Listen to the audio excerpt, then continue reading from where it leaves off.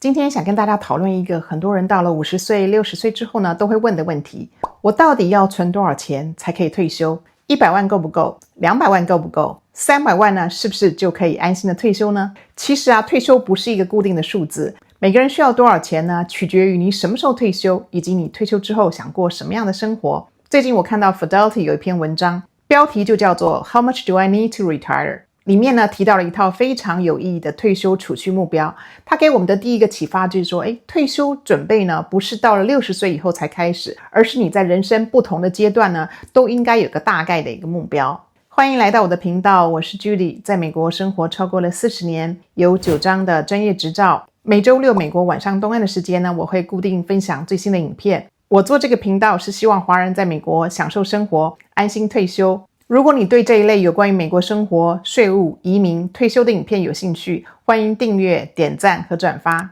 如果你正在做退休的规划，有很多问题需要提前准备，例如说如何避免了退休金被强制提领，退休前必须要规划的几件事情，准备退休的时候几个关键的时间点，还有何时提领 Social Security Benefit 等等。我整理了一本退休规划电子书，里面把这些问题都做了系统的整理。电子书的连结呢，就放在影片下面的资料栏里头，你可以下载领取电子书。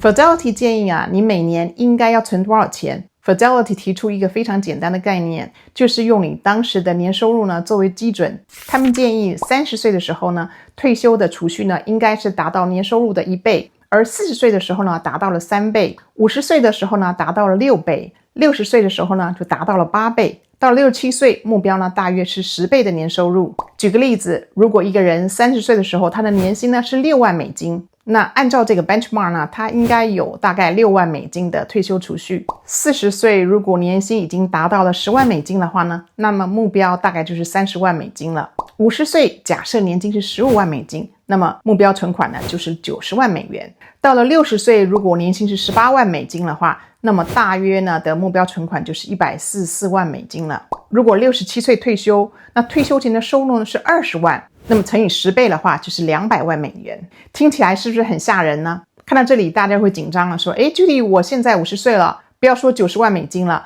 我只有40万美金，那怎么办呢？或者说我60岁只有80万美金，那是不是已经来不及退休了？我想告诉大家先不要紧张，因为 Fidelity 自己也特别强调了，这些数字只是一个 guidelines， 就是一个参考的目标，它不是每一个人呢必须要达到的硬性标准。而且这个计算呢，它是有很多的假设了，包括了从25岁开始储蓄，长期保持呢大概 15% 的储蓄率，投资组合当中有一定比例的股票，而且呢假设是67岁退休。所以他不是在告诉你67岁一定要有10倍的收入，否则不能退休。他真正想告诉你的是，你有没有一个目标，你现在距离目标呢还有多远，这才是最重要的。到底退休需要多少钱呢？我认为比起问我需要100万还是200万退休，我们应该先回答2个问题。第一个问题是你准备几岁退休？因为60岁退休、67岁退休，甚至于70岁退休呢，它需要的钱是完全不一样的呢。为什么呢？因为退休的年龄越早，你同时面临了3个问题。第一个就是你的退休资产少了几年的增长时间，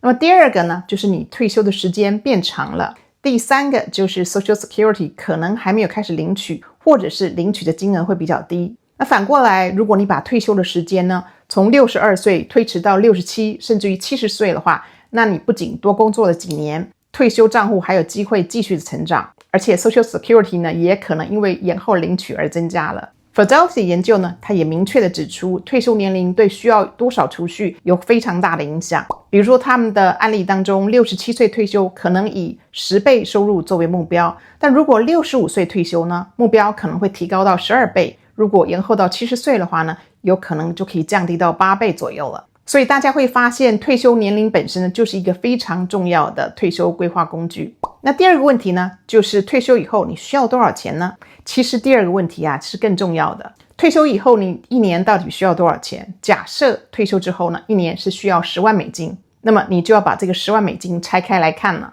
Social Security 可以提供多少？退休金或者是 pension 又有多少？ 401k、IRA 可以提供多少？投资账户那边又可以提领多少？有没有其他的收入来源？最后你会发现真正需要你的退休资产补足的呢，可能不是10万美金，比如说退休1年需要10万美金，那么 Social Security 夫妻2个人1年可以拿5万块左右，租金收入呢就有1万块，那么你的投资和退休账户实际上要解决的呢，就是每年4万块的缺口，这跟我退休之后每年要10万美金，所以我一定要250万美金，这个是两回事。所以退休不是一个数字啊，它是一张拼图，而 Social Security 呢只是一块，401k 又是一块， IRA 又是另一块， Roth IRA 是一块，股票和 ETF 又是一块，房地产租金也是一块，甚至于退休后呢，兼职工作呢，那又是另外一块了。所以这些收入全部组合起来，才是你真正的退休现金流。那么如果觉得自己的钱存得不够怎么办呢？假设你现在是50岁、55甚至于60岁，你一算，按照我的退休目标，我的钱好像不够了，怎么办呢？是不是只能工作到70岁？当然不是啦，我认为至少呢有几个方向可以调整。第一个呢就是延迟退休年龄，这个是最简单也是最有效的方法之一。比原来你计划可能是62岁退休，但发现呢资产不够，如果把退休年龄延迟到65岁甚至于67岁，意味着是什么呢？第一个，你多了几年的工资收入；第二个呢，你多了几年的储蓄；第三个，你的退休账户多了几年的投资增长时间；第四个，你少了几年需要从退休账户拿钱的时间；第五个，如果 Social Security 也延后领取，那你未来的月收入呢可能就会更高了。所以很多时候呢，退休不是退或者是不退两种选择，你可以选择62岁开始减少工作，65岁正式退休，67岁开始提领了 Social Security benefit， 甚至于70岁之后呢才完全的退出职场。那退休可以是一个过程，而不是一个日期。第二个调整方式就是退休以后呢，会调整的生活方式，这个可能也是很多人他不太愿意面对的问题。我们年轻的时候有收入的时候呢，生活水平可能比较高，但是退休之后如果收入减少了，但却想维持工作时期完全一样的生活方式，那压力自然就会很大了。所以退休规划里面有个很重要的问题，就是你退休之后到底想过什么样的生活。如果退休以后啊，每年出国3-4次，然后还要住大房子，常常的外食，还要随意的想买些东西的话，甚至于还要帮助子女，那么你需要的退休资产呢，自然就会比较高了。但是如果退休以后呢，房贷已经付完了，孩子也独立了，房子也可以缩小了，那购物可以节制，那么就可以大幅度的降低了退休后的开支，那你的退休金的现金流的需求呢，可能也就会明显的下降了。所以退休后不一定是过得差，而是要学会把钱花在真正重要的地方。第三个可以调整的方式呢，就是开源。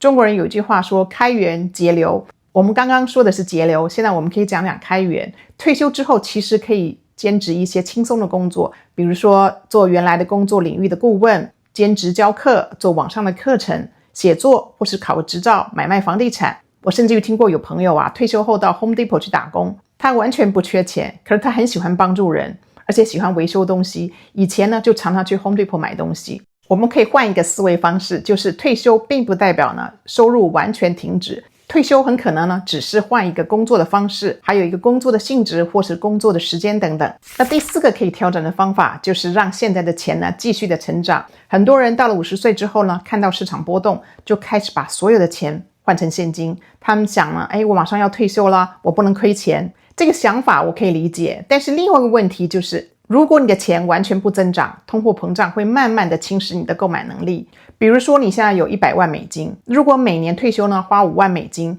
看起来好像是可以用20年，但是现实生活不是这样子的，因为呢物价呢会上涨，医疗费用也会有变化，住房、保险、食品、旅游都会涨价。所以退休以后真正的问题不是我今天的钱够不够，而是我的钱能不能在未来20年、30年甚至更长的时间持续支持我的生活呢？因此退休资产呢仍然需要投资。当然呢，我这里不是说退休以后一定要承担很高的风险，而是根据自己的年龄、收入来源还有现金流的需求、风险承受的能力呢，把资产作为一个合理的配置。Fidelity 目前也建议了，退休的积蓄啊，不能简单的全部停留在现金或者是非常保守的资产当中，而应该要考虑到适合年龄和情况的多元化投资组合。第五个调整的方法就是，如果钱真的不够呢，那就加紧的存钱，这也是最直接的方法。现在多存一点，如果你现在还有收入，而且距离退休还有好几年，宁可现在生活稍微紧一点，也不要让自己退休之后呢过得太紧张。比如说你现在每个月可以少花500美元，一年就可以存下6000块钱。如果把这个$6000呢继续的投资，而且呢还有若干年的时间，那未来呢累积出来的金额呢可能远远就超过了每年存的$6000了。想一想，我愿不愿意用今天的一点点牺牲换取未来更大的选择权呢？如果你现在已经是50岁、55岁、60岁，看到 Fidelity 这个数字之后觉得完了，我没有6倍、8倍、10倍，千万不要因此放弃，因为退休规划它不是一个考试啊，它没有一个标准的答案。你真正应该做的呢，是把自己的数字全部列出来。第一是我现在有多少的退休资产，第二我每年可以持续的存多少钱，第三就是我的资产呢，未来合理情况下可以产生多少的收入，第四个就是我几岁退休，第五个是我的 Social Security 大概可以领多少，第六个就是退休以后呢，一年真正需要多少花费，第七个就是医疗保险 Medicare 长期护理这些未来的支出从哪里出来，需要多少钱，然后再来看收入和支出之间呢到底有多少缺口，这个时候你才真正的知道自己够不够钱退休。其实退休规划我认为呢，最可怕的不是现在钱不够哦，而是你根本不知道自己需要多少，也不知道自己现在离目标呢还有多远。Fidelity 给我们的1倍、3倍、6倍、8倍、10倍呢，这是一个很好的起点，但是呢它只是一个起点，不是终点。因为一个住在纽约的人和一个住在低生活成本地区的人，退休需要的钱是可能完全不同的。一个退休后呢要环球旅游的人和一个喜欢待在家里头陪孙子的人呢，他需要的钱也完全不一样。一个有很高 Social Security 收入的人和一个没有 Social Security 甚至于 Pension 的人呢，他也完全不同的。所以说不要问别人需要200万，我是不是也需要200万？你应该问我的退休生活需要多少钱，然后再倒推我现在应该存多少钱，应该投资多少，什么时候退休， Social Security 什么时候提领，退休之后有哪些收入呢可以补足了现金流，这才是真正属于你的退休数字。退休规划永远不是只有一个按钮，你可以选择延迟退休，降低退休后的开销，退休以后继续创造收入，重新规划现有资产的投资方式，同时提高现在的储蓄率。这几个方法呢也可以同时的使用，或许你不需要突然赚很多钱，也不需要突然存下几百万，你真正需要做的呢是把自己的退休计划重新的排列组合。只要我们自己知道自己的目标、收入、支出、资产和时间，那就可以想办法把这个缺口呢一点一点的补起来。谢谢你的收看，希望你喜欢今天的影片，请点赞、订阅、开启小铃铛、留言、转发给朋友们，我们下个影片见。